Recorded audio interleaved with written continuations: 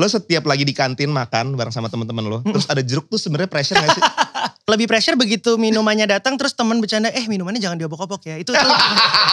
Lo sempet pengen jadi pilot juga? Iya Nggak? pengen. Usahanya sampai mana tuh Jo? Udah subscribe Kapten Vincent. Banyak banget yang suka ngomong ngebandingin karir lo waktu masih kecil sama karir lo sekarang. Nggak sebel sih gue, nggak sebel. Karena seperti kata lagu Andan, nothing lasts forever. Untungnya sekarang sudah tunangan jadi aman gitu. Hati-hati jangan pamali ngomong gitu gue takut. Oh iya sih benar sih. Temen gue banyak yang udah tunangan tapi habis itu. Jangan gitu Pak, ini kayu Pak. Jangan.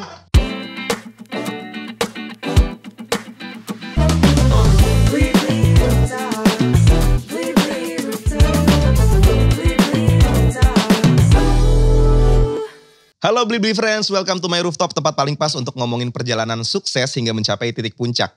Membangun mimpi-mimpi sambil menatap gedung-gedung yang lebih tinggi lagi tuh Jo, lihat tuh belakang. Banyak gedung tinggi kan? Bintang-bintangnya juga bagus lagi. Orang ada bintang ya. Ada, gue nonton ada di YouTube. Ada ya? Ada. Ih gue penonton setia lagi Blibli Rooftops mah. This is Rooftops, a story about becoming number one, sebuah persembahan spesial Blibli untuk kamu karena kamu nomor 1. Hari ini kita bakal ngobrol sama seorang bintang tamu yang merupakan idola gue dari kecil. Ini gak peres Jo, karena dulu kalau misalnya gue lagi jalan-jalan sama orang tua gue selalu berusaha untuk bikin tape mobil gue tuh isinya kaset loh. Serius? Yoi, kita bareng sama Joshua Suherman hari ini. Nggak, kalau yang ngomong gitu orang biasa tuh gue kayak ya udahlah gitu. Tapi kalau yang ngomong tuh musisi besar gue jadi kayak ini kayaknya peres nih gitu. Sorry, di sini host. Oh iya oke, host. Iya oke. Host, siap. Jo, ya. Lo setiap lagi di kantin makan bareng sama temen-temen lo, terus ada jeruk tuh sebenarnya pressure gak sih? Enggak sih, itu gak pressure. Lebih pressure begitu minumannya datang terus teman bercanda, minumannya jangan diobok-obok ya. Itu lebih nyebelin sih buat gue. Apa jangan-jangan lo dulu kalau lagi punya hubungan sama seseorang, kamu tuh jahat banget ya ngobok-ngobok hati aku gitu. Wah langsung gue putusin sih kayaknya. Langsung gue putusin kalau itu terjadi sih. Emang pengennya ngobok-ngobok yang mana Jo? Ya air dong sesuai lagunya. Betul.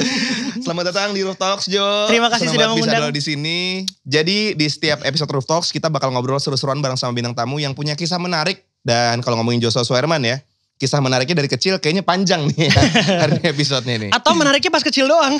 Lu dari umur berapa berarti terjun ke dunia hiburan? Album pertama gue tuh 3 tahun. Gue mulai bermusik dari umur 19. Sekarang tuh udah 15 tahun berkarir. Itu rasanya udah lama banget men. Iya. Lu berarti udah 25 tahun berkarir. Iya. Dan lu baru umur 28, lebih muda daripada gue. Nge-cheat aja sih itu mah karena start duluan. Dulu tuh startnya gimana Jo? Nah gue gak bisa ceritain detail nih sebenarnya. Ini karena lu juga gak inget Gak inget gitu. Cuman yang gue tahu dan gue ingat adalah dari kecil gue suka banget karaokean di kamar gitu sama sama adik gue. Terus sampai udah gede masih suka karaoke gak? Iya tapi gak di kamar dong. Iya dong di karaoke keluarga yang lain. Oh iya, karaoke keluarga kan? Karaoke keluarga lah. Walaupun gak sama keluarga. Sering. Nah jadi dulu nyokap gue tuh suka beliin laserdisc. Nah ini enak nih ngobrol sama orang yang begitu gue bilang laserdisc langsung Emang banyak orang gak tahu laserdisc? Gak tahu. Lo maksudnya pengen bilang gue tua kan? Enggak, dewasa. Dewasa. Jadi karaokean di kamar terus nyokap bokap gue ngeliat kayaknya nih anak tahu tempo, tahu nada lah gitu. Merdu sih enggak ya. Cuman tahu lah gitu. Kayaknya lucu nih kalau misalnya iseng-iseng dibeliin lagu untuk dinyanyiin gitu. Tapi ya murni karena buat koleksi pribadi aja gitu. Tapi karena gue suka terus sempet nagih. Sorry gitu. gue potong. Jadi tadinya lo itu dibikinin lagu hanya untuk konsumsi keluarga lo aja? Kayaknya sih gitu ya. Jadi buat biar nih anak punya lagu aja. Melatih ini aja ya. Iya. Keberanian untuk berekspresi gitu. Betul. Kayak anak yang suka main bola diikutin sekolah sepak bola walaupun gak pengen jadi atlet gitu. Tapi kemudian gue nagih gitu. Kayak bukan ketagihan tapi nagih ke orang tua. Kayak mana kau udah rekaman gak ada kasetnya gitu. Terus kemudian mau ya udah coba diseriusin dan ternyata itu dunia yang jiwa senang tampilnya ternyata udah ada dari umur 3 tahun. Memang Pak Nino. Jadi dibandingin dengan penyanyi cilik lain bisa dibilang gue dan beberapa teman-teman yang sampai sekarang masih di dunia hiburan itu karena memang banci tampil bukan karena obsesi orang tua. Oh gitu. Iya, karena banyak banget yang obsesi orang tua. Anaknya nggak pengen. Anaknya nggak pengen tapi dipaksa orang tuanya. Iya, mungkin sampai sekarang ada karena gue beberapa kali ngelihat dan denger juga. Jadi kayak gue pernah lihat sendiri nih di backstage waktu kecil gitu mau nyanyi. ada kayak openernya gitu deh, penyanyi cilik juga. Dia gak mau naik panggung. Ya biasa lah, mungkin moodnya gimana gitu. Ya, mungkin demam panggung juga masih kecil. Mungkin. Nah mamahnya marah terus bilang, kamu kalau gak mau naik panggung, kucing kamu mau siram air panas. Astagfirullahaladzim. Gitu bang, wah. Jahat banget. Ya kalau gak mau ya jangan dipaksa. Kalau gue kan memang suka. Kucing lo aman kan? Aman, kucing gue aman. Kucing gue aman. Pak Nino mau jadi kucing? Kamu ini. Oke, sebelum kita lanjut ngobrol Jo. Ya. Kita punya game. Oh, oke. Jadi Joshua Suherman ini adalah seorang, apa ya bisa dibilang, entertainer. Yang penghibur ya? Berevolusi setiap saat. Dari jadi penyanyi cilik, terus jadi apa lagi Jo? Host pernah juga kan? Iya host, iya main film juga. Main film, Joshua ya? Iya betul. Terus sekarang juga berkembang menjadi komedian juga. Iya. Kalau gue tanya satu nama buat profesi lo saat ini apa Jo? Lo lebih seneng dikategorikan sebagai apa? Aduh, gue pengen bilang seniman tapi kayak so iye. Enggak lah. Hah? Enggak, gue kayak soalnya gue sebel sama orang yang suka jawab kayak gitu. Karena sebenarnya gue nggak ada artnya gitu. Ada dong. Dari kecil diobok-obok itu adalah sebuah art yang masih nempel sampai hari ini di hati gue. Oh ya udah, kalau gitu, pekerja seni. Iya udah. Ya walaupun gue nggak suka dengan itu sebenarnya. Oke, berarti kalau lo ngomong soal seni, lo tahu ada sebuah seni namanya pantun kan? Iya betul. Kita pengen main game sama Joshua Suherman sekarang ya. Wah. Game balas pantun. Gue baca aja nih. Ini udah ada tulisannya semua di sini ya. Yang pertama, minum jamu sambil berdiri. Terus gue lanjutin gitu? Iya dong. Oke.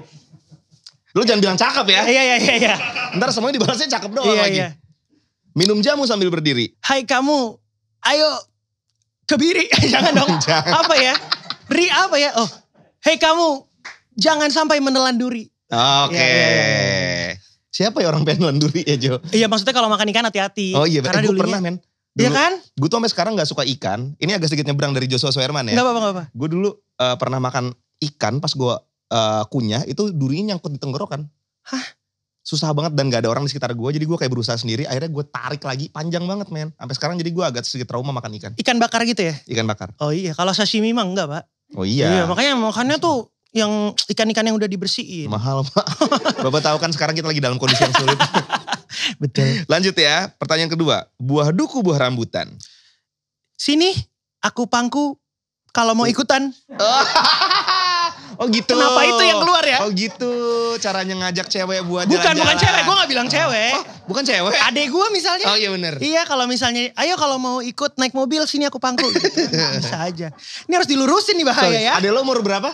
Adek gue beda 10 tahun, berarti 18 tahun? Iya sekarang udah 18. Pangku-pangkuan sama adek umur 18 tahun? Enggak, dulu waktu kecil dong. Waktu kecil dong Pak.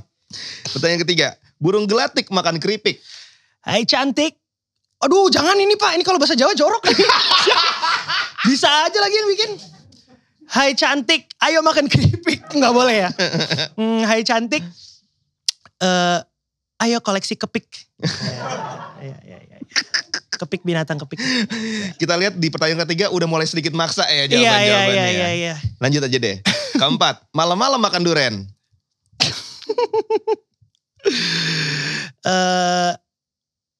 Aku kalem, kamu keren. Iya, boleh. Akhirnya ada yang bisa ditelan dengan mudah ya. Iya. Jawabannya. Kelima nih, terakhir nih Jo. Bawa rantang, isinya nasi. Kalau kamu nantang, ya udah sih. Oke. Kita bukan pengen nantang, kita pengen ngasih sesuatu malah buat Jojo. Tuh, datang kan, ada kiriman dari Blibli. Thank you. Kita buka ya. Ini ada sebuah hadiah untuk tahu Joshua aja kalau gue Suherman. belanja di Blibli terus. Oh bisa cari mukanya, boleh. E-commerce lain, apa itu? Awas sampai gue suatu hari ngeliat lo main di e-commerce lain. Ini gue inget kata-kata lo. Gue tulis di kolom komentar nanti. Sekarang gue ngerti kenapa kalau di sini green screen pas tayang gak hijau lagi. Kita buka nih Jo. Ini ada sebuah. Lo aja deh yang buka. Oh gue yang buka. Oke. Rapor bukan? Gue buka ya. Wah. Dapat aja lagi gambar ini. Ini coba gambar. Dijelasin dikit Jo. Ya jadi ini polos putih gitu aja. Kertasnya juga enak sih kayak. Ini mungkin ukurannya gak bukan gede. Bukan review tapi, kertas. Oh, maksudnya? Tolong kasih tahu itu ada apa di dalamnya. Ini ada gambar. Bukan desain. Ya desain mungkin ya bisa dibilang desain pesawat yang dibuat sama almarhum Pak Habibie. Wih. Jadi waktu gue kecil, gue pernah dapat kesempatan untuk wawancara Pak Habibie. Waktu itu beliau menjabat sebagai presiden. Ya. Ada tanggalnya di sini tanggal 20 Juli 99. Dan yang gue tahu saat itu Pak Habibie itu tukang bikin pesawat gitu. Jadi satu hal yang gue pengen adalah Pak Habibie tolong dong gambarin pesawat. Dan ini gue pajang sampai sekarang di rumah gue gitu. Makanya kok dapat aja sih kalian. Dulu tuh tahun 99, orang minta waktunya Pak Habibie barang sedetik, susahnya minta ampun. Lo minta tolong bikinin pesawat. Bikinin pesawat. Gue gak tahu Pak gambarin pesawat. Terus dia bilang gini, gue masih ingat banget. Dia bilang gini, kalau mau bikin gambar pesawat, ya minta tolongnya sama tukang gambar. Saya bukan tukang gambar. Terus disitu gue sadar, oh emang beda ya. Ternyata desainer tuh bukan tukang gambar gitu. Nah sejak saat itu gue pengen jadi pilot. Gitu. Lu sempat pengen jadi pilot padahal juga? Padahal gak ada hubungannya ya. Iya pengen. Usahanya sampai mana tuh Jo? Udah subscribe Kapten Vincent. Udah. Enggak, maksud lu udah pernah daftar sekolah pilot? Enggak. Itu cita-cita masa kecil aja. Gua sekarang gambarnya masih ada di rumah? Masih ada di rumah. Sempet gue post di Instagram, kayaknya dapet dari situ sih, makanya ini ada. Jadi gue pajang di ruang tamu. Pasti gitu. dapetnya dari Instagram juga, gak mungkin mereka tiba-tiba ke rumah lu sih. Mungkin aja loh, rumah gue tuh welcome loh buat kalian semua. Iya. Jadi gue pajang di ruang tamu supaya setiap tamu yang datang tahu kalau Joshua tuh orang penting ya gitu. Ada gambar Pak Habibie loh di rumah.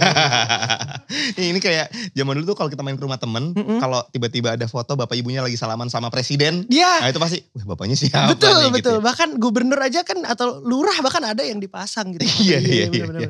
Oke Jo, sekarang kita ngomongin soal lo ya. Emang dari tadi enggak?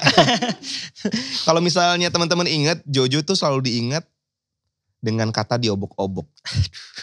Nah, diobok-obok itu merupakan salah satu lagu Joshua yang masih nempel banget sama generasi kita ya, Jo ya. Iya. Terutama ya.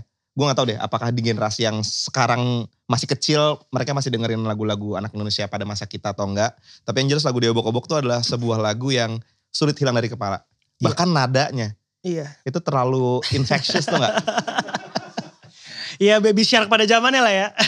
Cuma lo doang yang bisa masukin kata mabok menjadi sesuatu yang tidak negatif. Buat lagu anak-anak. Iya bener sih. Ada ikannya kecil-kecil pada mabok ya kan. Iya bener. Dan gue baru tahu kalau liriknya tuh dualisme makna tuh setelah gue besar. Kayak disemprot airnya kena mukaku. Aku jadi mandi lagi tuh. Iya. Kenapa dulu gue nyanyi ini ya gitu. Tapi saking kuatnya. Gue baru sadar. Iya kan. Nggak maksudnya kalau misalnya kesemprotnya pakai kecap ya nggak mungkin nggak mandi lagi dong. Nggak mungkin dong gitu. Jadi wah gue jadi blank nih. Nggak jadi saking kuatnya phrase itu sampai orang lupa judul lagu itu sebenarnya. Pasti orang taunya lagu itu judulnya diobok-obok. Ntar dulu, tahan. Lo juga kan? Iya.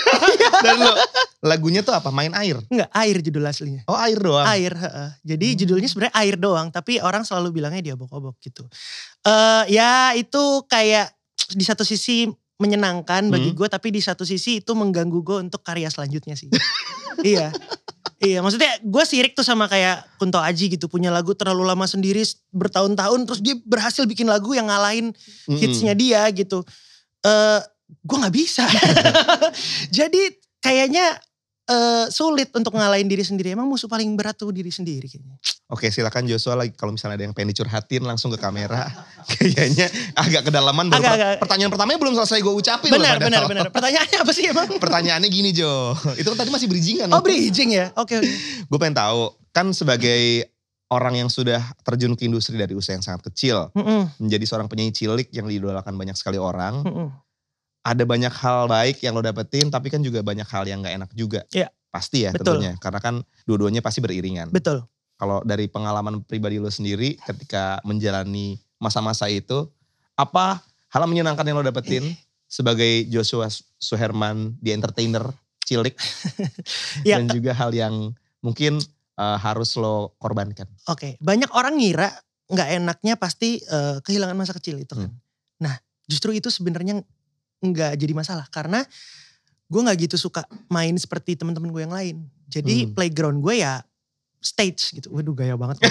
Gaya banget. Tapi serius maksudnya gue bisa sangat happy, bisa having fun itu ketika ada di depan banyak orang, ada di atas panggung, bikin orang ketawa, itu gue seneng gitu.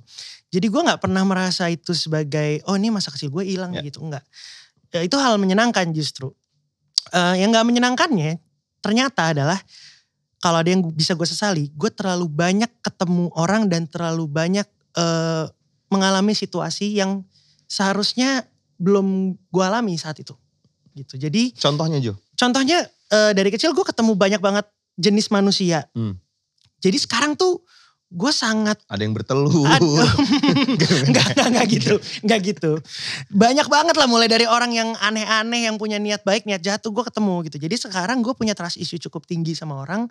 Dan gak bisa menikmati, ya udah nikmatin aja gitu sosial gitu. Gue jadi gue udah tahu nih mau kemana gitu jadinya. Dan itu gak seru sih. Karena lo ngerasa dari kecil banyak sekali orang-orang yang pengen taking advantage of your career juga ya. Betul, jadi dan gue bisa ngebaca sekarang jadinya kayak ini mah bridgingan doang nih mau kemana nih gitu. Jadinya ya di satu sisi tuh bagus karena kita jadi bisa antisipasi, tapi di sisi lain jadi overthinking. Terus ya, apa serunya hidup gitu kalau memang kita jadi tahu semuanya.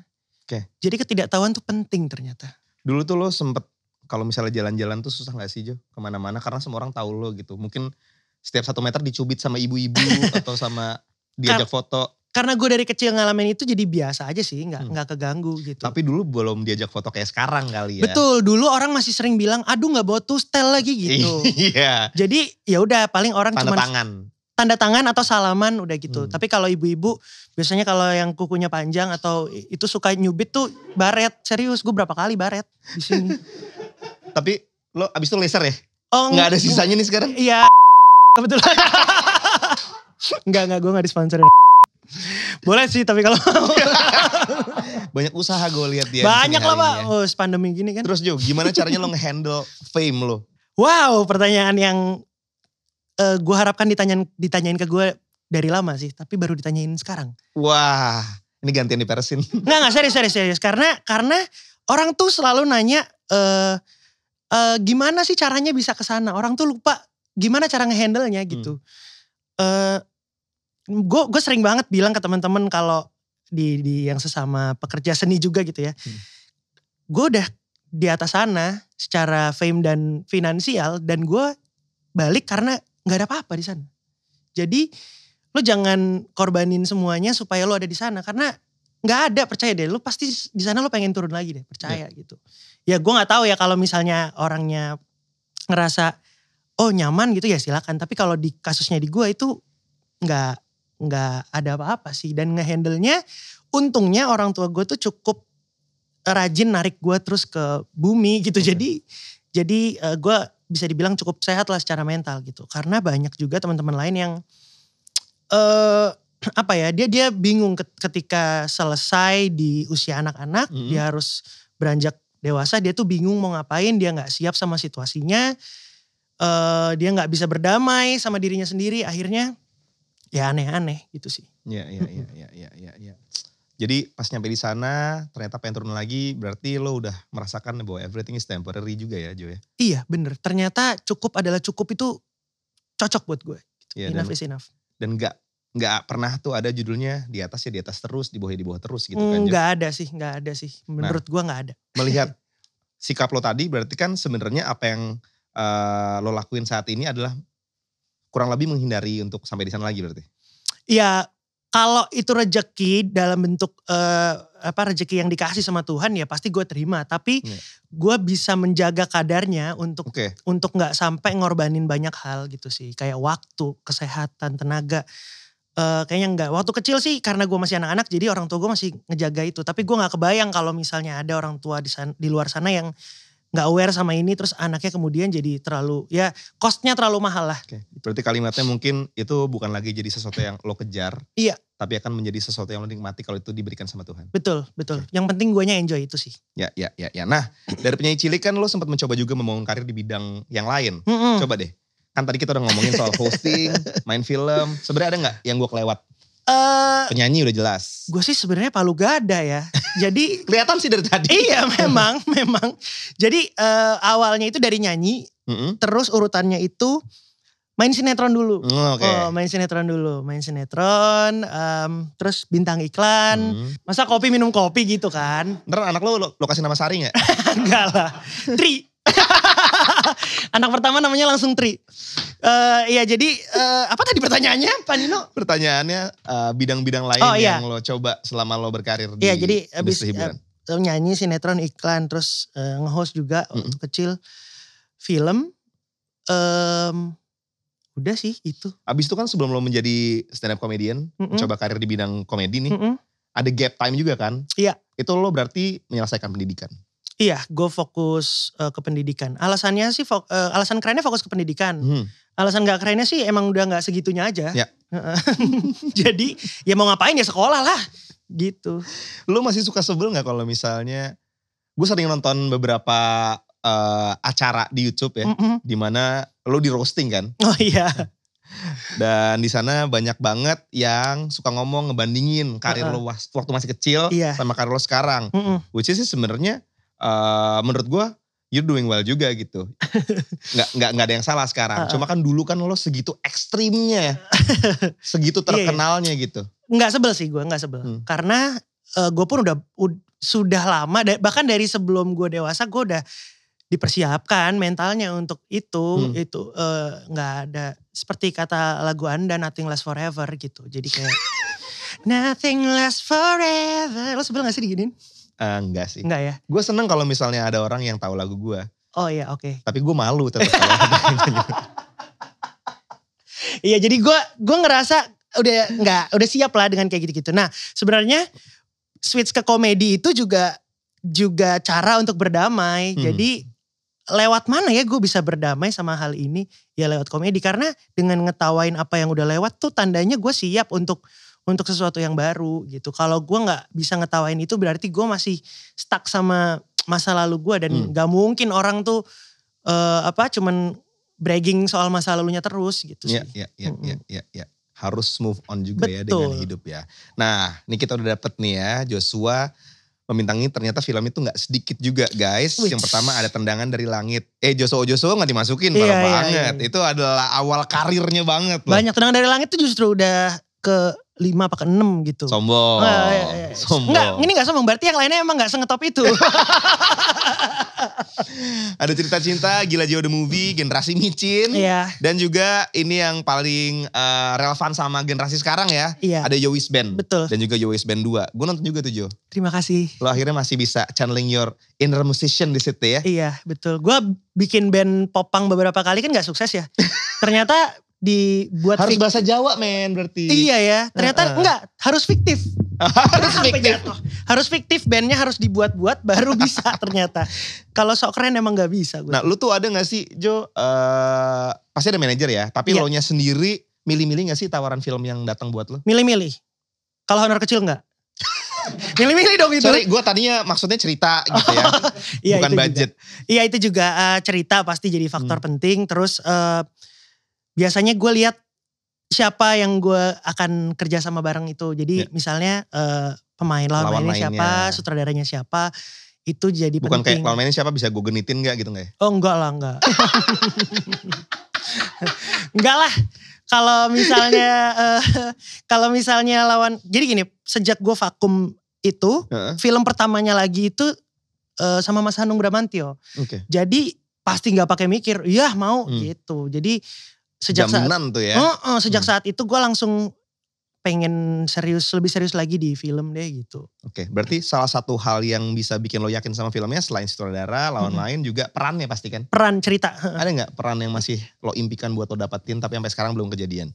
Alasan gue manjangin rambut ini sebenarnya gue ngincar satu peran. Pengen jadi apa ya? Tom Mingse? Enggak. Vanessa Wu dong kalau panjang.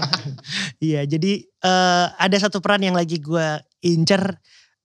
Belum tentu dapat, tapi panjangin aja rambutnya dulu gitu. Belum bisa dibocorin ya? Iya, gue bocorin deh di sini ya. Keanu. Iya, gue pengen jadi Keanu, kayaknya rambut gue gini. Udah bisa gak sih kalau dikasih pertanyaan yang agak serius, jawabannya serius juga? Ya, gak mungkin gue buka. Gak mungkin. Tapi ini pasti aktor laga ya? Enggak ya? Maksudnya film laga gitu bukan? Enggak. Manjangin, gini. Rambutnya sih gak sepanjang ini, cuman gue panjangin rambut alasannya supaya nanti kalau gue dapet, gue bisa bentuk rambut gue seperti sosok itu. Oke. Ya susah ya ngebayanginnya ya. Susah banyak banget kan, banyak banget. Deddy Corbuzier bisa, apa bisa. Deddy Corbuzier sekarang botak bro. Loh, emang gak boleh gue gondrongin dulu terus gue botakin? Boleh dong. Buat apa digondrongin kalau mau dibotakin? Aktor bro. Oh benar. Susah nih ngomong sama yang bukan sineas. Sorry, ini maaf. Susah. Nih, lo pernah nge-tweet katanya Jo. Apa tuh? Waktu mau masuk umur 25 katanya lo takut banget sama masa depan. Apa itu quarter life crisis maksud lo? Iya benar. Iya, itu quarter life crisis. Yang bikin lo takut waktu itu apa? Takut gak cukup baik aja sih. Takut gak cukup baik setelah keringat, darah, waktu yang gue keluarkan di sini-sini aja nih gitu. Jadi lu gak di situ aja lah men. Saat itu gue mikirnya gitu karena temen sepantaran gue tuh jauh lebih di atas saat itu ya, ngelihatnya kayak duluan ya gue ketinggalan nih gitu. Sampai akhirnya gue sadar ya bukan lomba gitu kan. Tapi ya seperti yang tadi kita bahas di awal gitu. Semuanya tuh muter gitu. Ternyata temen gue yang di atas ya di situ-situ juga. Jadi ya udahlah berdamai aja dengan itu. Emang ada waktunya lah semuanya gitu. Kita kan punya timeline sendiri-sendiri. Man. Betul. Emang sih ada yang lama banget. Tapi pasti akan datang. Lo sampai umur berapa akhirnya bisa mendapatkan solusi dari problematika yang ada? Itu kan 25 tahun. Ya 25 setengah lah. Cepet juga ya. Cepet ya, enggak. Sampai 27an lah. Sampai 27 ya? Iya 27. Baru mulai bisa, kayak gak apa-apa deh. Gak semuanya harus ngoyo gitu. Gak semuanya harus yuk. Gak usah di-push setiap saat ya. Betul. Bahkan menurut gue ya. Padahal gue gak ditanya ya. Gak apa-apa, gue seneng nih. Sebagai orang yang lebih tua gitu ya. Iya bang. Hal seperti itu menurut gue bukan cuma permasalahan quarter life crisis. Kalau quarter life lo 25 misalnya taruhlah ketemu masalah abis itu udah gak ada lagi. Itu bakal ada terus sih. Iya kan. Gak ngeliat usia lo gitu. Cuma mungkin itu yang pertama jadi kayak kesannya menghantam banget gitu ya. Iya bahkan setiap lo nge-push sesuatu dan gak lo dapetin akhirnya. Itu bakal bikin lo down itu lebih parah dibanding ketika lo ya udah jalanin aja gitu. Mungkin aja bahkan kalau kita step back sedikit kita malah bisa ngeliat bigger picture dan kalau gak nge-push Tuhan malah ngasih kesempatannya gitu. Benar gue setuju. Jadi kayak gitu. Lo umur 25 itu udaran dong ya? Udah album keberapa ya? Wah ngitungnya. Maksudnya udah 3 album gitu? Kayaknya udah album kedua atau ketiga. Ngalamin gitu juga gak? Ngalamin. Serius. Berpengaruh gak sama lagu-lagu? Cukup berpengaruh.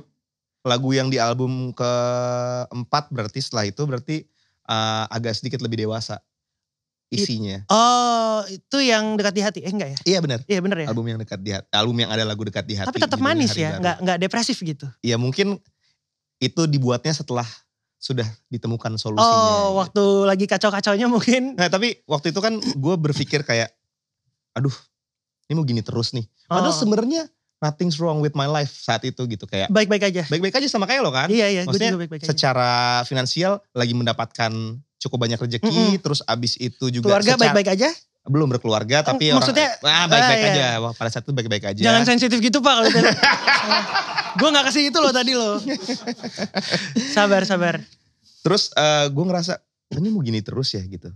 Sampai akhirnya kita menemukan sebuah kesimpulan gitu. Oh kita kayaknya coba deh bikin lagu menentang diri sendiri ya. Jangan pakai kata cinta, kasih sama sayang. Karena Run itu kan lagunya kan lagu-lagu cinta semuanya gitu. Betul. Akhirnya di album itu lu gak bakal bisa nemuin kata cinta, kasih dan sayang. Oh ya emang ya? Iya walaupun lagu tentang cinta. Tapi kita berusaha untuk menantang diri untuk mengutarakannya dengan cara yang lain. Oh, nah itu salah satu obat kita juga untuk melewati masa-masa quarter life crisis. Nice, berarti gue tuh suka soalnya ngelihat semua yang. Abis ini ada pertanyaan berikutnya gak? Ada. Jadi gantian aja. Oke. Jadi nggak karena gue suka ngelihat apapun itu ya seniman, musisi atau sineas dan lain-lain karya yang berkembang gitu. Makanya gue menyayangkan kayak misalnya siapa tuh Nirvana, kok gue lupa sih Siapa Kurt Cobain? Nah, Kurt Cobain itu meninggal di usia segitu tuh karena gue pengen lihat dia tuh nanti jadi bapak-bapak tuh lagunya karyanya gimana lagi, gitu. Jadi kalau misalnya ya doain gue panjang umur ya. Iya dong pasti dong Pak. Iya dong. Iya bener. Tapi kan masih ada Ilman, masih ada Lale. Iya kan aman. Gue bisa denger dari 2 orang itu sih. Astagfirullahaladzim. Jahat. Nggak maksudnya kalau lo misalnya nih pecah kan gue masih bisa denger dari yang 2 gitu. Kalau umur kan gak ada yang tahu. Iya bener emang gak ada yang tahu sih. Ya tapi pasti liriknya beda sih. Masih ada bohongnya lo dia. Sombongnya masih ada. Bukan. Karena emang gue yang bikin lirik di situ. Oh iya. Oke, nih masih ngomongin soal umur 25 Jojo yang takut sama masa depan. Ini terkait sama apa yang tadi kita bicarakan bareng-bareng ya Jo ya. Katanya adalah salah satu lagu yang relate banget sama situasi lo di usia 25. Lagu Korea katanya. Judulnya apa? Itu salah satu yang menyelamatkan gue dalam tanda kutip ya. Lagunya IU, judulnya IU. Palet. Oke. Dia di situ juga pas umur 25. Dan dia cerita tentang apa aja sih yang berubah gitu dari dia di umur 25 ini. Gue gak bisa bahasa Korea tapi ada translationnya gitu. Dan gue nyalain waktu nonton video klipnya dan bagus banget ya. Padahal itu sudut pandang sebagai cewek gitu kan. Tapi ya masuk juga di gue gitu. Ditambah di belakangnya itu ada part rap dari G-Dragon tentang gokil yang rap G-Dragon di situ. Yoi, yang tentang dia udah lebih tua terus kayak udah tenang aja, gue juga dulu seumuran lo gini gitu. Terus wah, ini banget powerful banget liriknya gitu. Itu lo dengerin setiap hari tuh pada masa itu ya? Iya, lumayan cukup menyelamatkan dan sebenarnya banyak lagu K-pop yang liriknya dengan tema serupa dan bagus-bagus. Oke, selain lagu itu pasti yang nyelamatin lo Clarin ya? Iya itu juga Pak. Iya selamat ya gitu dia nyelamatin gue. Bukan. Ini kan lo sama Clarin ya, tunangan lo berarti saat ini posisinya betul. Ya. Jadi lo sama Clarin kan bikin duo juga. Iya. Namanya Regunada. Kok tahu sih? Ya, bener tahu lagi. lah, masa enggak. Ih. Gimana ceritanya bisa akhirnya membentuk Regunada? Iya jadi. Hati-hati lo Jo. Biasanya kalau misalnya udah memutuskan untuk tunangan kan biasanya. Justru itu. Banyak ujian-ujian tuh. Saya bikin Regunada saat itu supaya susah putus. Jadi kalau mau putus ada jadwal manggung. Iya jadi gak putus ya. Untungnya sekarang sudah tunangan jadi aman gitu. Iya jadi. Hati-hati jangan pamali ngomong gitu gue takut. Oh iya sih benar sih. Temen gue banyak yang udah tunangan tapi. Jangan gitu Pak. Jangan. Enggak aman. Yang aman. hari-hari ditinggalin juga ada. Jangan Pak serem tuh. Kayak lagu Taylor Swift jangan. Iya jadi kami berdua sama-sama suka musik. Terus kok kayaknya seru awalnya cover-cover aja gitu. Terus kayaknya kok seru ya kalau bikin lagu sendiri. Kebetulan gue juga suka bikin lagu, dia juga. Akhirnya kami berdua bikin, udah ada 3 single yang rilis. Bikin lagu sendiri, bikin lirik sendiri. Karena waktu itu Lalel Manino mahal banget. Mahal banget jadi gue bikin sendiri aja. Karena dia gak pernah nanya. Nanya gue. Dia berasumsi aja. Enggak, nanya. Ya kalau misalnya semuanya. Nanya sama siapa kok gue gak tahu? Adalah, temen gue yang bikin Dilo juga ada. Oh iya? Iya ada. Lagian kalau udah hits. Lo nanya sama broker kali dimahalin. Enggak, kalau lagu udah hit semua, ya udah pasti dong harganya juga. Itu kan hukum ekonomi aja. Demand tinggi ya pastilah. Ya, gitu. Ya emang mahal sih. Iya. Makanya gue takut nanya juga udah takut. Daripada ngomongin harganya, mending kita nanya tentang musik lo aja iya. Jadi bermusik sama tunangan sendiri Jo. Iya. Kasih tahu gue asiknya apa? Asiknya jadi punya banyak waktu untuk quality time gitu ya. Gak cuma nge-mall, makan iya, gitu ya. Apalagi pandemi gini kan ya udahlah bikin lagu aja gitu. Terus semuanya serba sendiri sih sampai bikin video klip sendiri. Lo berdua apa sendiri sih katanya duo?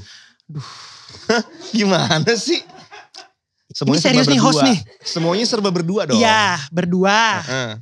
DIY. Oke. Ya gak yourself juga ya. Iya ourselves harusnya ya. Iya berdikari lah. Ya berdikari. Pokoknya usahanya dilakukan berdua saja. Berdua saja tanpa bantuan dari pihak lain yang pihak ada bantuan tapi gak signifikan yang ini gue bikinin tahu jadi gitu.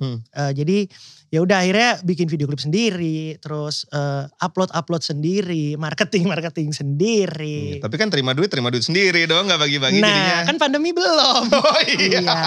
Maaf ya. Nah itu tadi asiknya. Iya. Ribetnya apa Jo? Ribetnya. Gue gak mau ngomongin soal pandeminya ya. Iya. Ngomongin lo sama pasangan lo nih. Apa yang bikin sebuah grup ribet karena dua-duanya member itu punya hubungan asmara? Ribetnya ini justru ya yang tadi itu timeline jadi berantakan. Kadang coba kelarin liriknya gitu. Terus tiba-tiba gak kelarin liriknya malah kelarin Clay kan. Dia namanya kelarin Clay. Yuk lanjut aja kali ya kurang ya.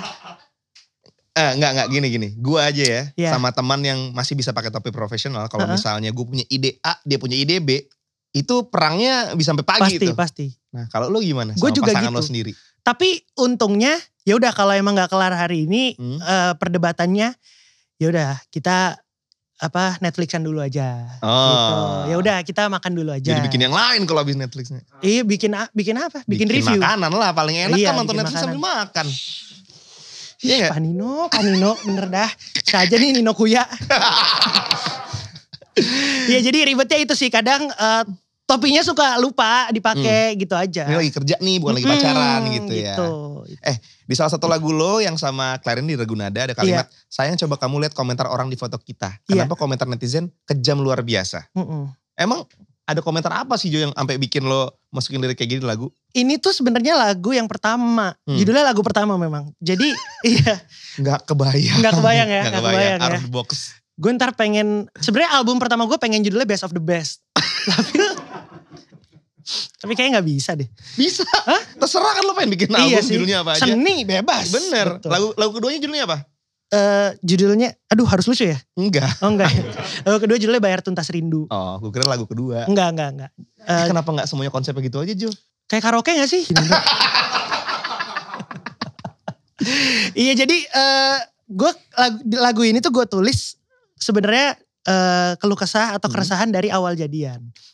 Jadi ceritanya buat yang belum tahu. Awal jadian udah resah lo ya? Iya Pak, karena waktu itu gini ceritanya. Mantan saya ini punya mantan yang sudah cukup lama pacaran dan ya kayak apa sih relationship goals gitu-gitu deh udah banyak orang. Mantan saya punya mantan? Enggak.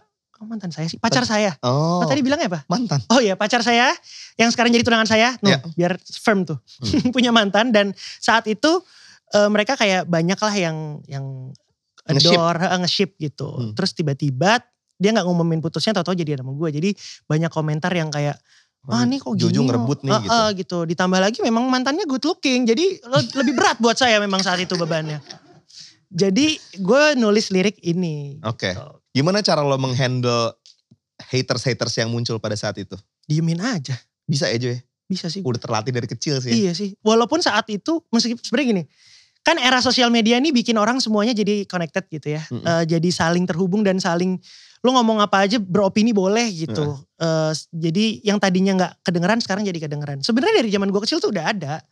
Malah yang berani ngomong ya berarti emang lebih kelihatan wah monster banget. Caranya gimana sih Jo? Kalau sekarang kan mengkritik atau lo menunjukkan rasa tidak suka kan semudah bermain jempol aja. Betul, ya. Dan kita smartphone. gak ketahuan siapa yang ngomong gitu kan. Kalau zaman dulu tuh lo haters tuh muncul caranya gimana sih?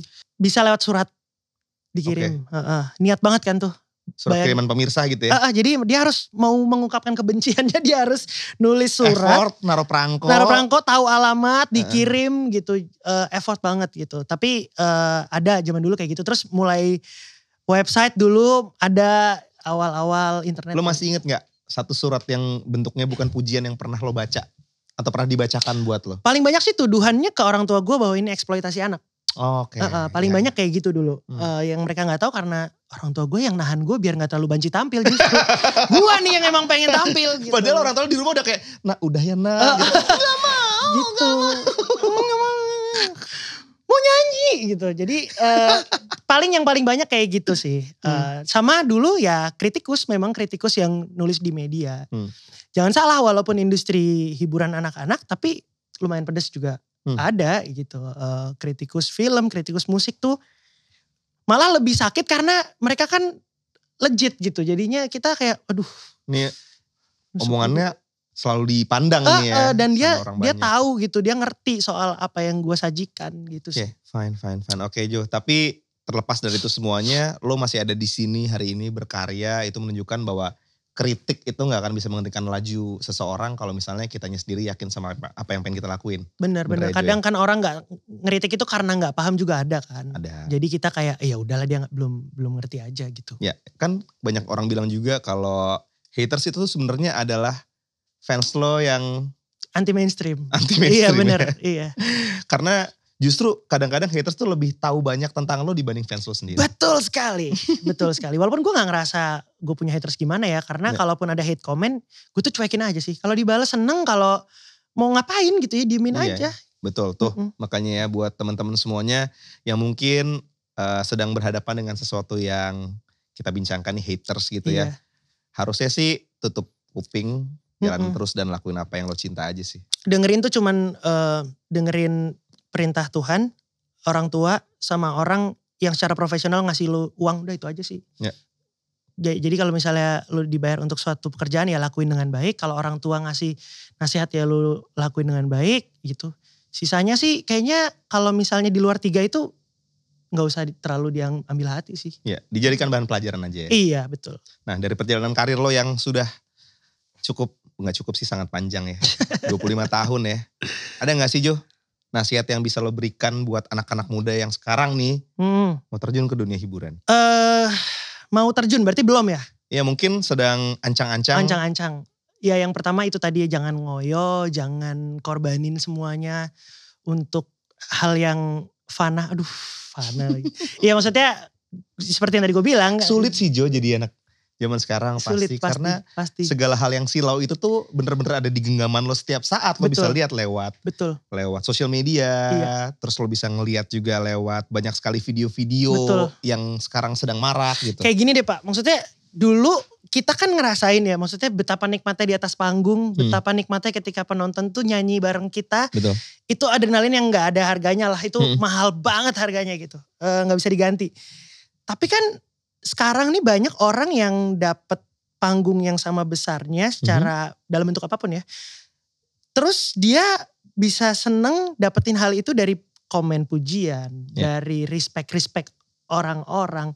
Dan itu tuh candu gitu. Jadi kadang orang effortnya gak sama tapi rewardnya sama gitu. Ini true story ya, gue malu nih ceritanya sebenarnya. Jadi waktu Asian Games 2018 kan Jonathan Christie yang dipanggil Jojo itu kan. Itu kan. Bulu tangkis ya. Itu kan banyak salah mention gue kan. Banyak salah mention, dikira Jojonya tuh Jojo Soherman gitu. Awalnya gue jawab serius, bukan ini. Lama-lama gue bercandain aja dong. Iya makasih. Seneng juga udah dapetin medali emas buat kalian gitu. Gue bercandain aja gitu. Mereka kok bisa mikir, mereka tahu Jojo Soherman itu penyanyi cilik kan. Nah mungkin buru-buru saking semangatnya dapat medali emas terus mentionnya salah gitu mungkin ya. Lama-lama gue bercandain aja. Nah makin banyak tuh yang mention ke gue, entah bercanda entah serius gitu. Makin banyak. Tapi gue berhenti ngebalas-balasin mereka karena gue ngerasa lama-lama gue ngerasa ikutan bangga. Gue ngerasa ikutan seneng kayak, ih gue berjasa ya buat Indonesia gitu. Selamat ya Jo udah dapat medali emas. Awalnya iya lama-lama, ih kok seneng ya gue ya. Gitu loh, padahal itu tuh salah alamat. Apalagi yang bener-bener ditujukan gak salah alamat dan itu tiap hari ada komentar respect, seneng, apa.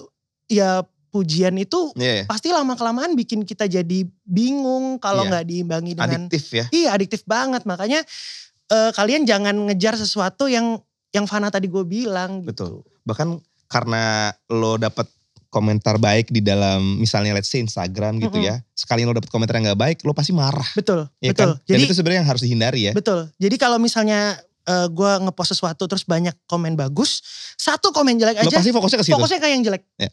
Dan ngerasa sakit hati banget. Kok lo bilang ini jelek sih, yang lain bilang bagus loh. Gitu.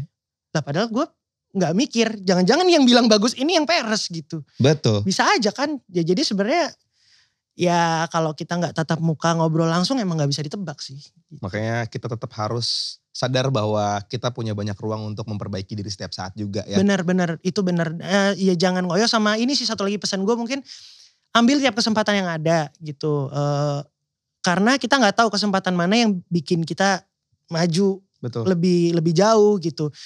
Jadi gue ada di titik ini sekarang itu karena kesempatan-kesempatan kecil yang gue ambil, yang mungkin saat itu gue mikir ya lah gini doang gitu. Tapi yang gue gak tahu, mungkin ada orang besar yang ngelihat kesempatan kecil itu terus bawa gue lebih jauh lagi, maju ke depan sampai ada sekarang gitu sih. Jadi ambil aja dulu kesempatannya selama lo yakin sih. Siap. Tepuk tangan buat Jojo Soherman. Terima kasih lo. Oke, Blibli Friends bukan cuma Jojo aja yang akan dapat hadiah dari Blibli. Kita juga pengen bagi-bagi hadiah buat Blibli Friends. Tinggal jawab di kolom komen siapa yang paling cepat dan benar, dia bakal dapetin hadiah voucher dari Blibli. Yang pertama, apa nama duo yang dibentuk Jojo dan Clarin? Nah, duo Maya apa duo? Bukan. Duo Kribo. Yang kedua, sebutkan salah satu lagu Jojo sebagai penyanyi cilik. Nah, pasti bukan diobok-obok. Nah, ini pasti bakal banyak yang jawab diobok-obok. Banyak yang Judulnya salah. Bukan itu ya guys. Bukan, judulnya Jangan ada kasih tahu. ikannya. Judulnya juga bukan tukul ya? Bukan. Gue penasaran nih, dulu kenapa bisa ada Mas Tukul di video itu? Nah ini, banyak orang yang ngira gue yang milih. Bahkan Mas Tukulnya sendiri juga kayaknya sempet salah paham. Jadi waktu gue diundang ke talk show-nya Mas Tukul, dia sempat bilang, saya dulu dibayar cuma segini. Mas serius, saya gak tahu gitu. Karena emang, ya anak kecil ngapain milih. Berapa sih dibayar dulu? Dia kalau gak salah bilang 200.000. Oke. Iya, gue gak tahu karena waktu itu memang gue datang ke lokasi syuting video klip. Ya tinggal syuting aja. Syuting aja, cuma dikenalin ini nanti syuting sama om yang ini ya gitu. Dan jujur, gue nangis pertama kali. Takut karena stranger kan. Oh iya. Iya, jadi kayak wah gak nyaman gitu. Tapi lama-lama ya oke gitu. Cuma gue gak tahu dan gue bilang Mas Tukul bukan saya, itu emang mungkin produsernya atau siapa yang milih gitu. Dan gak tahu kenapa Mas Tukul juga yang dipilih saat itu gitu. Oke. Jadi sebelumnya gak kenal ya? Gak kenal. Dulu kan banyak ceritanya kayak Tukul tuh siapanya Joshua gitu. Iya, ada yang bilang bapaknya juga. Kalau ketawa? Bukan ya udah jelas bukan lah Jo. Ya kan boleh aja kalau orang berasumsi gitu kan. Ya boleh. Boleh dong. Lah boleh emang. Papa Tibob juga ada yang bilang Papa Tibob itu papanya Joshua. Harusnya Papa gitu. Tijo namanya kalau misalnya dia buka upload. Bener. Jadi itu salah ya? Salah. Oh, ini Mythbuster ya hari ini kita kasih tahu ya. Iya. Sama mitos-mitos yang ternyata tidak benar. Tidak benar. Dulu sama kayak mitos, lu pernah denger gak Cikita Medi kesetrum? Lu masa gak pernah denger sih mitos itu? Enggak ya? Enggak, itu mungkin cuma di kalangan penyanyi cilik aja kali. Lo terlalu high end kali. High Terlalu high end. Gak denger gitu-gituan lo. Nah tapi ini bukan mitos. Oh apa tuh? Pasti ada orang dalam hidup lo yang sangat berarti sampai-sampai kalau gue minta tolong lo telepon satu nama. Lo punya orang tujuan yang untuk ditelepon untuk ngucapin terima kasih Jo. Pengennya sih telepon bokap ya, tapi udah almarhum. Itu agak dark, tapi gak apa-apa. Karena bokap gue juga udah almarhum. Iya, yatim pride. Gue ini agak, ya udah gak apa-apa. Iya. Dia emang agak-agak gini ya bercandaannya ya belakangan. Enggak, maksud gue ya bokap pasti itu jadi salah satu sosok yang paling penting dalam karir gue. Karena gue jadi pengen nangis juga nih. Iya kan? Padahal lu ngomongin bokap lo ya. Enggak, tapi gue ditinggal bokap tuh kan 18 tahun usia gue waktu itu. Sudah tidak kecil lagi sebetulnya. Cuman saat itu emang gue ngerasa pincang banget. Bokap nyokap ini soalnya manajer gue dari kecil. Jadi gue ngerasa pincang di situ juga, gue ngerasa takut. Ini gimana ya bisa doing well gak ya ke depannya gitu. Tapi ya ternyata dibantu dengan banyak orang bisa. Salah satunya mungkin sekarang yang banyak bantu gue yang mau gue telepon ini kali ya. Gue mau telepon manajer gue. Dia gak tahu. Kenapa gak nyokap? Karena gue tiap hari ketemu nyokap. Jadi awkward gak sih kalau telepon gitu. Gue serumah sama nyokap. Dan gue jarang bilang terima kasih sama manajer gue ini. Jadi ever since bokap lo berpulang dan gak jadi manajer, orang ini menggantikan? Enggak. Dia gak jadi suami nyokap gue, enggak. Oh bukan. Gue kira lo pasti panggil Jojo standby, iya pak gitu. Enggak. Daddy manggilnya. Dad. Enggak, maksudnya semenjak lo gak dipegang bokap lo lagi sebagai manajer, dia emang Enggak. Dia justru baru belakangan ini. Dia baru belakangan ini. Gue gak pernah punya manajer sebelumnya. Mungkin dia yang pertama. Dan bukan manajer yang punya manajemen gimana-gimana. Justru gue tarik dia untuk jadi personal manager gitu. Yang gue cukup kagum sama dia adalah dia gak punya latar belakang sebagai manajer sebelumnya. Background bukan itu, terus dia juga dia tuh guru catur backgroundnya. Serius. Queen's Gambit. Iya, enggak cowok tapi. Oh iya, King's Gambit. Iya, jadi dia guru catur, terus pendidikannya bagus banget ya gitu. Terus kebetulan dia adalah pacar dari manajernya Clay. Oh gitu. Jadi ceweknya. Jadi kerjanya double date dong. Double date. Nah gue tuh jarang berterima kasih sama dia karena kadang gak kepikiran atau lupa gitu loh. Karena setelah ngabarin Jo besok kesini jadwal, terus gue kayak oke, siap gitu. Gue lupa bilang terima kasih. Dan belakangan karena PPKM jarang ketemu juga sama dia. Jadi gue mau telepon. Mudah-mudahan dia angkat. Apakah dia mak comblang lo dan Clay juga? Enggak sih. Enggak. Gue dicomblangin sama lokasi. Cinlok. Iya. Gue telepon. Halo? Belum. Ntar diedit. Wah. Ntar ya. Ini kalau pakai telepon aplikasi yang bukan telepon biasa emang suka gini. Gak apa-apa juga, kita ngerti kalau dalam kondisi seperti ini kita harus lebih banyak irit juga. Iya memang. Ada wifi gak sih? Halo Jer. Ya. Gue lagi on air di Bli Roof Talks nih. Ya. baru inget. Jadi ada satu segmen di sini namanya thank you call, di mana gue dipersilakan untuk berterima kasih, dan gue kepikiran untuk nelpon lo.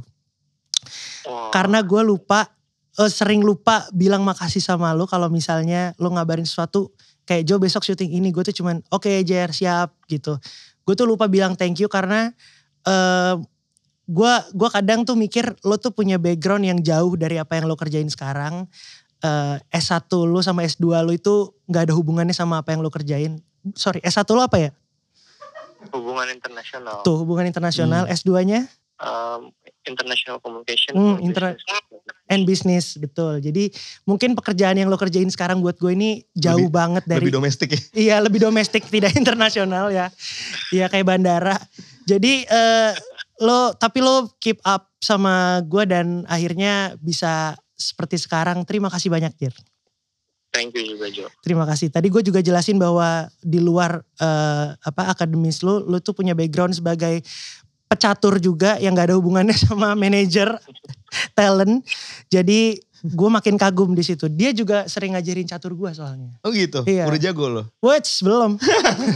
Tapi buat teman-teman semuanya, Blibli Friends, kalau mau les catur bisa hubungi Jere, manajer gue. Dia jago banget, by the way. Itu. Thank you ya, Jer. Thank you banget, Jo. Thank you banget. Oke.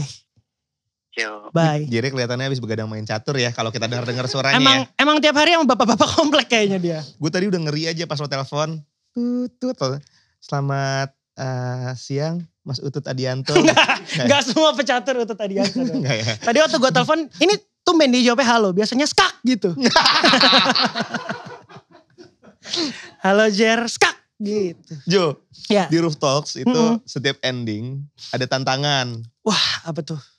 Tenangin tantangannya buat gue. Ini pressure buat gue sekarang. Oke. Jadi kita sudah merangkai kata untuk Joshua Suherman. Tapi bacanya sambil dinyanyiin. Oh oke. Maaf ya kalau. Kapan lagi nih? Kalau amat sangat sederhana karena. Ya lu tahu kan kita datangnya tadi jam berapa? Iya betul. Oke.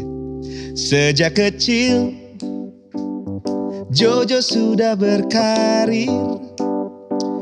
Kesuksesan memang bukan sesuatu yang instan. Bagi Jojo karir itu perjuangan, ups and downs. Itu hal yang biasa. Dengan kreativitas dia bangkit dan berjaya. Apapun omongan hater sedunia, sukses selalu Jojo Suherman. Agak sedih ya? Gak apa-apa. Terus semangat mengejar impian di masa depan. Jadi gini, sebenarnya harusnya lagunya temponya lebih cepet dikit ya. Ini jadi kayak sejak kecil. Ini baru dibikin banget lagunya? Iya. Atau setiap episode nadanya ini kata liriknya ganti-ganti? Sorry, Anda jangan meragukan. Soalnya kan di Lala Ilmanino Anda lirik. Oh sama bikin melodi juga. Oh bikin melodi juga. Oke. Oke. Berapa tuh yang tadi lagunya?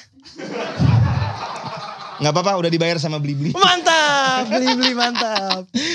Thank you banget ya Cuy. Terima kasih. Ini kita pengen ngingetin juga buat Blibli Friends. Blibli lagi ada campaign Histeria 10-10 nih. Buat yang lagi cari apapun bisa langsung cek aplikasi atau cek link di bawah ini ya. Jangan sampai ketinggalan. Thank you banget ya Cuy ya. Thank you. Nah buat gue ngucapin terima kasih terus berkali-kali. Benar. Ya kan? Karena kan kehadiran lo di sini adalah penantian gue dari umur gue masih berapa tuh. Akhirnya gue bisa ketemu dan interview lo. Perasaan gue pernah tahu lo kecilnya dengerin ini Kahitna deh. Iya kok tahu sih? Iya bukan gue kan. Apa tuh? Bukan gue dengerinnya kan. Waktu lebih kecil lagi gue dengerinnya lo. Gedean dikit Hedi Yunus. Giovanni dong yang mirip Hedi Yunus. Iya. Thank you banget aja ya. Udah di Roof Talks. Moga-moga sesi ini menjadi sesi yang berkesan buat lo juga. Dan pastinya berkesan buat semua Blibli Friends. Karena kamu nomor 1. Itu loh maksud gue dari Thank you banget ya No. Thank you Jo. Buat Blibli Friends nantikan lagi Roof Talks episode berikutnya dengan tamu-tamu yang punya story about becoming number one. Maaf kalau ada salah kata. See ya.